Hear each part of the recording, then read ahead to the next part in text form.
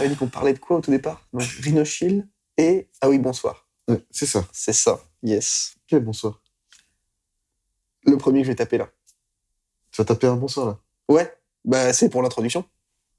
Bah, vas-y. T'es prêt? Ouais, ça commence déjà, c'est pour ça. Ah oui, mais bien sûr. C'est déjà une. C'est pour ça que je lançais le truc direct. Excusez-nous. Je t'ai essayé de te lancer le truc, ça aurait pu être stylé, tu vois. Mais bon, c'est pas grave, vas-y, tranquille. Bonsoir. Non, on n'est pas dans McFly et Carito. Tu vois, c'est pas trop notre délire, du coup. Ouais, ok, bon, bah, pas de problème. Cette vidéo est sponsorisée par Rhinoshield. Il n'y a pas Rhinoshield, du coup. D'accord. On n'aura pas de sponsor pour le moment. Du coup, on a quoi? Ouais.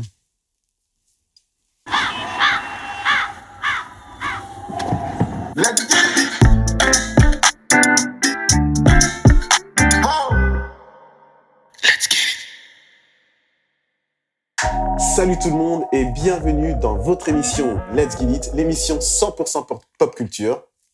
Alors, il a bugué un peu, mais c'est pas grave. En fait, l'émission pop culture, ouais, je suis d'accord. Mais surtout la pop culture que nous, on aime. Ce qu'on aime, comme vous pouvez le constater, nous sommes dans l'agence Artifice. Il continue. Alors, je vous explique. Là, on va vraiment partir en couille. Je vous le dis clairement. Avec William, déjà, je vous présente William. Déjà, on va commencer par ça. William, qui est mon binôme aujourd'hui. C'est tout nouveau. Ouais, je crois que... salut. Son of a bitch. On s'est pas présenté. Non, du tout. William. Moi, Stéphane. Stéphane. Wow. A.K.A. DK et Incroyable. William, A.K.A. Duty. Voilà, donc William qui va nous suivre tout au long de cette émission. Ça va être une dinguerie. Nouveau studio qui a été fait par Keza.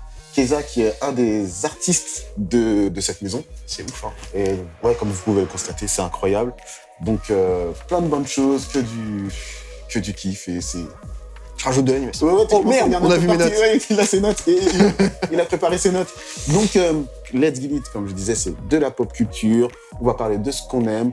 Et à un moment donné, on va pouvoir développer l'émission sur plusieurs pôles. Comme par exemple les jeux vidéo. On pourra très bien parler de jeux vidéo. Comme tu auras envie de parler de BD. Exactement. Ou de comics. Ou ça pourrait être aussi parler de musique, parler de sport, parler de tout ce qui nous fait kiffer, peut-être au quotidien ou au jour le jour. Voilà, nos passions. En fait. Exactement. Il faut savoir aussi, William, sabre laser, c'est une dinguerie. C'est quel jeu encore que tu utilises Le jeu avec les sabres avec les sabres laser. Beat Saber. Ouais, Beat Saber. On en parlera à un moment donné. Bah si tu veux, hein, je suis chaud. Un crack en jeux vidéo et ça sera le spécialiste, on va dire, le grand OG du jeu vidéo. Calmons-nous. Calme-toi, je vois que tu t'excites. Non, mais c'est cool. Mais surtout, voilà, moi, ce qui m'intéressait dans le projet, à la base, Let's Get It, quand tu me l'as présenté, parce que c'est son initiative. Ça, il faut le souligner, c'est important. Il y a une saison 1, on vous fera quelque part ici, on va vous mettre les... En bas, je vois. Ouais, les liens en bas en description. Voilà. Mais en gros, il voulait qu'on se mette en commun. On est deux danseurs hip-hop à la base, deux professeurs de danse. Mais en dehors de la danse, il y a plein de choses qui nous passionnent dans la pop culture. Donc tous les sujets dont on a envie de parler, effectivement, qu'on a introduits tout à l'heure, jeux vidéo, musique, cinéma et que sais-je encore.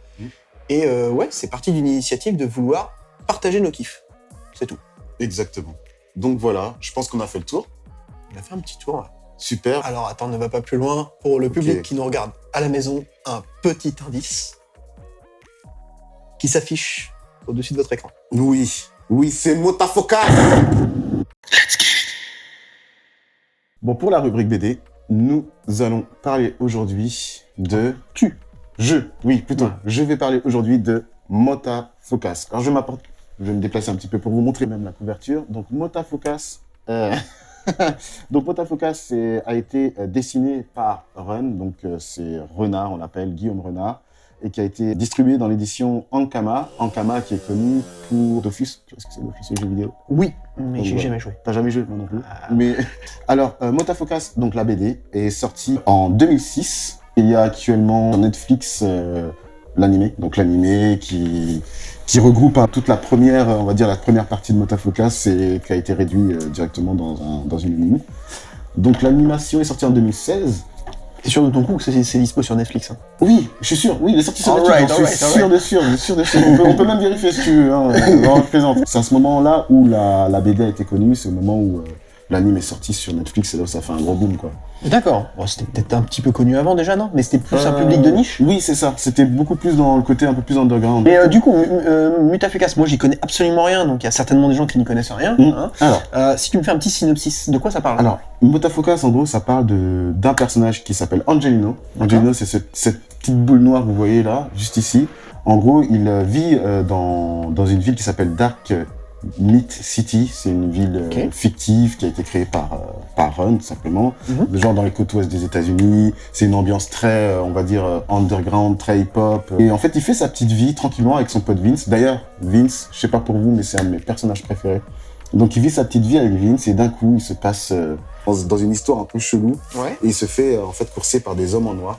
Ok. Ils veulent le capturer par rapport à des compétences qu'il a. Comme une machine. De destruction massive, il arrive, il détruit tout. En fait ses yeux ils se rétrécissent et il a des facultés à la John Wick. D'accord, ah ouais, le mec se focus et puis devient x8000 très efficace quoi. Okay. Une machine de guerre. D'un coup, je vais vous montrer juste une petite partie. Je vais vous montrer. Et cette scène-là, par contre, vous pouvez voir un petit peu elle change tout le temps, c'est ouf. La violence quand même des images. Juste ici, ça tire de partout. En gros, là, il est parti dans son. Et du coup, tout est blanc et rouge du coup. À ce moment-là, non. Là, ça dépend des scènes. Il y a des scènes full couleur. Hein. Ok. Voilà, là, c'est très coloré. Et même, vous voyez, dans la typographie, on est dans quelque chose de très, très underground, très hip-hop. Hein. Même dans le dessin. Ça fait penser à Dogmaster, ce genre de truc. Ouais. T'as des artistes qui, quand ils sont un peu mexicanos, merde. Oui, mais là, voilà, tu commences déjà à détruire le moto. Non, je plaisante. Donc, nous avons également les spin-offs. C'est nickel. Donc, vous avez Loba Loca, qui est un spin-off de Motafukas. Donc, c'est la fille d'un des personnages qui est juste ici, qui s'appelle... T'as le père et la fille. Pardon. Il y a Putamadri juste ici, donc c'est le père de Loba Loca, c'est des spin-offs carrément. Donc on a toute une histoire hyper large. Donc je vous conseille vraiment, commencez par Motafukas et enchaîner avec les spin-offs tranquillement. Et ça vient approfondir du coup l'univers de Motafukas. C'est ça agrandit l'univers. Exactement, on a beaucoup plus d'éléments de l'histoire même de Motafukas et il y a plein de liaisons. Donc, si ça vous a plu, si ça vous intéresse, moi j'ai trouvé les BD à la Fnac, tranquille, c'est pas compliqué de les trouver. Donc à la Fnac ou dans une bonne librairie.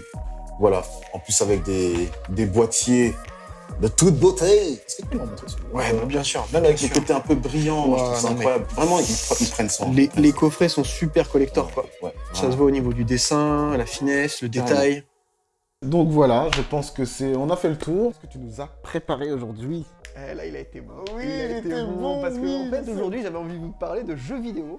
Ah, dis donc, c'est étonnant. Oh, mais c'est étonnant, c'est vrai, tu vas parler de jeux vidéo. Alors là, moi là, jeux vidéo. Jeux vidéo. Et j'ai quelques jeux dont j'ai envie de vous parler, effectivement. Donc, let's go. Vous parlez jeux vidéo, notamment de 3 jeux. Alors le premier jeu, je vais vous en parler maintenant, c'est celui sur lequel je suis énormément en ce moment, même peut-être beaucoup trop. C'est Elden Ring. Elden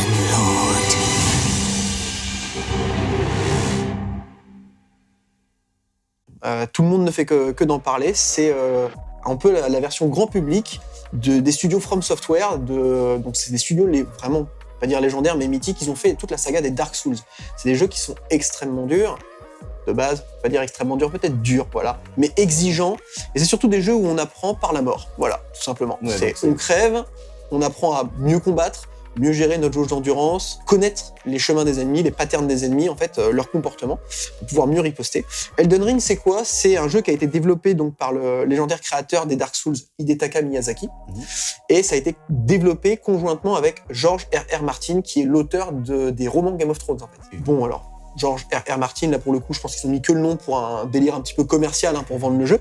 Mais en attendant, par contre, ce qui frappe fort dans Elden Ring par rapport aux Dark Souls qu'on avait, c'est que les jeux Dark Souls étaient plus centrés sur des jeux qui nous dirigent un petit peu dans des mondes interconnectés. Là, Elden Ring, c'est vraiment un open world full. Et on peut se balader et aller où on veut, strictement comme on veut. Et c'est ça qui fait que du coup, le jeu est devenu grand public et a autant plu, parce que d'ailleurs, il s'est vendu en 2 semaines, il était déjà vendu 2 ou 3 semaines à 13 millions d'exemplaires. Incroyable. Donc là, on parle vraiment d'un succès phénoménal Ouais. qui, pour certains, est presque en passe de déjà devenir le GOTY, qu'ils appellent le Game of the Year, en fait, déjà le jeu de l'année. Il est à la fois exigeant, comme l'étaient les Dark Souls avant, parce que les Dark Souls, c'est des jeux où tu crèves en 1 ou 2 coups. J'ai jamais pu jouer à des jeux pareils. C'est frustrant. C'est frustrant, c'est frustrant. Et là, Elden Ring, en fait, j'ai 99% des joueurs qui découvrent les jeux From Software le découvrent avec Elden Ring en ce moment. Et ça donne un petit peu cette vidéo drôle d'animation faite par le compte YouTube Carbot Animations. Carbot Animations, ils ont fait une petite vidéo qui représente 99% des joueurs qui découvrent Elden Ring. Donc en gros, Elden Ring, c'est quoi? Quand on a fini la phase tutoriel, il y a cet ascenseur qui nous élève et qui nous amène enfin à découvrir pour la première fois l'open world. Il est magnifique. Et là, on voit un chevalier en armure sur un cheval avec une grosse hallebarde dorée. Et on se dit, allez, je vais le tester. Tu dis, ouais, je vais essayer Normal, de t'as envie de- compétences directement. Ouais, t'as envie de te taper. Ah bah non, pas du tout. Ouais. En fait, avec sa hallebarde, il vient te racler la gorge, mais par le cul. D'accord? Donc c'est violent. Voilà, c'est tout. Tu crèves en 2 coups et il te lave vraiment le fruit. C'est un truc de ouf. Et derrière, en fait, le principe du jeu, comme tous les jeux From Software, c'est que tu vas crever encore, et encore, et encore, et encore, et encore. Et donc, Elden Ring, qu'est-ce que c'est? C'est un super jeu, en tout cas. Ça récompense l'exploration, c'est exigeant mais accessible à la fois. On peut se faire aider par n'importe quel joueur, se faire rejoindre par des potes, ce qui n'était pas le cas forcément dans les Dark Souls. C'était pas aussi facile de rejoindre une partie, mais il y a ça, il y a des invocations, bref, c'est accessible à tous, joueurs confirmés comme joueurs débutants. Et au final, c'est surtout disponible sur PS4, PS5, Xbox Series, Xbox One et PC. T'as un autre jeu là, je parle avec les histoires. Ouais, j'ai un autre jeu effectivement à te présenter, à vous présenter. Je vais vous parler de Sifu.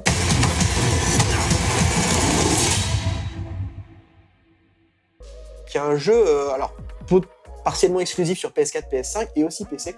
Sifu, c'est un jeu de kung-fu, bête et méchant entre guillemets. C'est l'histoire, c'est vraiment une quête vengeresse, telle qu'on a pu le voir dans des films d'action un peu par le passé. Et le truc, c'est que tu vas jouer un protagoniste dont c'est le maître ou son père, je ne sais plus exactement, qui a été tué.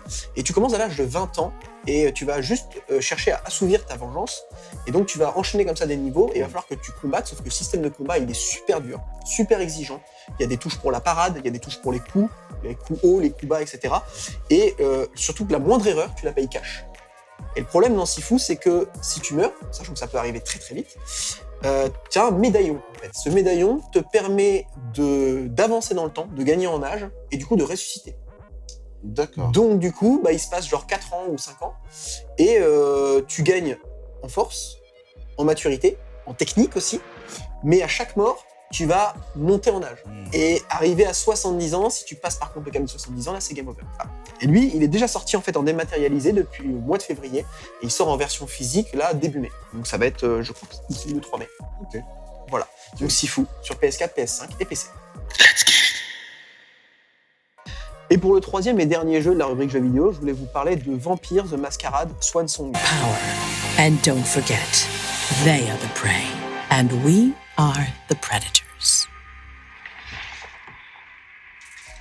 C'est un jeu qui va sortir le 19 mai. Un peu long le nom.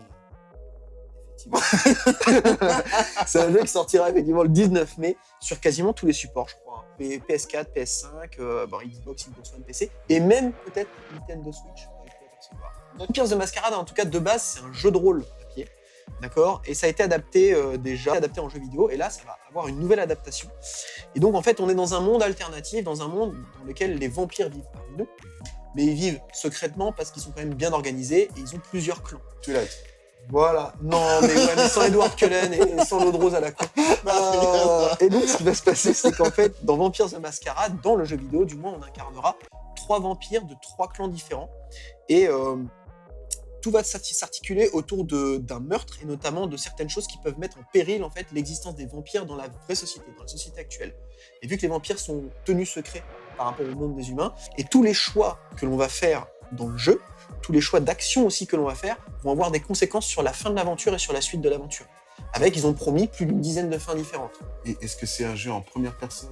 Troisième personne. Troisième personne, et ça va être plus un jeu d'enquête narratif. C'est comme le jeu où on choisit genre X, il dit oui, ok. Et ben, il y aura de ça. Il y aura de ça, effectivement, où tu pourras choisir différents choix de dialogue pour t'amener à prendre des embranchements différents dans l'histoire. Pourtant, il y a aussi une notion supplémentaire qu'ils ont rajoutée, où il faudra tout le temps que tu fasses attention entre ton vampire, parce qu'il aura la volonté et la faim.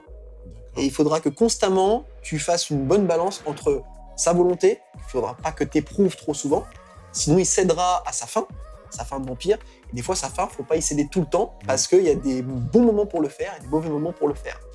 Voilà. Du coup, ça t'entraîne à un game over ou ça t'entraîne dans un autre clan un peu plus sombre En fait, on ne sait pas encore pour le moment, je n'ai pas sorti, mais ça t'entraînera vers forcément d'autres pistes et pas forcément celles que tu espérais. Ok, voilà. Ah ouais, c'est intéressant. Donc, ce genre de... mais ouais, quand je vous disais, les gars, que Non, le jeu mais il y a vidéo, du- c'est intéressant maintenant. Non, Bah ouais. c'est du lourd. Ceux derrière la caméra. Il y a des gars derrière la caméra là, ils sont en train de bouger leur tête comme ça. Oui, c'est vrai. Ouais, c'est ça.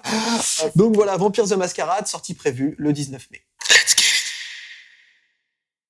L'émission touche à sa fin déjà. Déjà, c'est une dinguerie. Pour C'est une première, passé- franchement. C'est passé vite, au moins 4 heures. Ouais. Non, mais on va vite se retrouver. Hein. On va essayer de se trouver tous les mois. Ce serait bien, ouais, une Ça émission serait par mois. N'hésitez pas à nous dire si ça vous a plu déjà. Lâchez un pouce. Commencez à apprendre. Mettez la cloche. Abonne-toi, frère. Parce que là, on n'a pas le Peut-être temps. le petit pas eu, pouce. à présenter. Voilà. Et même. Ah mais dis donc, t'avais pas une petite soif? Qu'est-ce que c'est ça? Qu'est-ce que c'est que cette boisson qui hydrate très bien le corps? Bah oui. À base de ginseng. C'est Mr. Junkie. Les amis, c'est de la balle. Je vais goûter. Chin. À la première. Une dinguerie. Ah, c'est une dinguerie. Oh putain. C'est super bon. T'as vu, franchement, ça passe bien. Putain, c'est de l'eau, hein. Ah ouais. Ah Non, oui. ça passe tout seul. Ah oui, c'est de l'eau. Voilà. Merci, En Mr. tout Junkie. cas, Est-ce que du coup notre émission a un ah, Instagram? bien sûr, vous allez sur Let's Give It 76, c'est notre Instagram. Vous allez voir des petites stories de temps en temps, des petits flashs, plein de petites surprises qui vont se rajouter au fur et à mesure, ne vous inquiétez pas. En description, ça va apparaître juste ici. Vas-y, fais le mouvement, je vais le faire apparaître là. Voilà, nickel, je vais le faire apparaître juste là. Dickey Vidéo 76. Pareil, si vous voulez voir mon travail, je ne suis pas que dans l'émission, je fais également de la vidéo, vous allez voir un peu mon univers. Et Danseur également. oui, danseur, oui. Ah oui. Et William A4G Outil pour l'Instagram. Et sinon, William Pop pour YouTube. Voilà, je pense qu'on a tout dit. Si, un seul mot. Let's get it.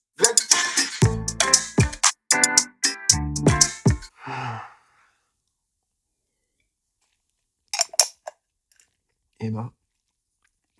Rappelle-moi pourquoi tu m'as contacté pour faire l'émission. Pour le quota. Ah d'accord. Ok. Oh!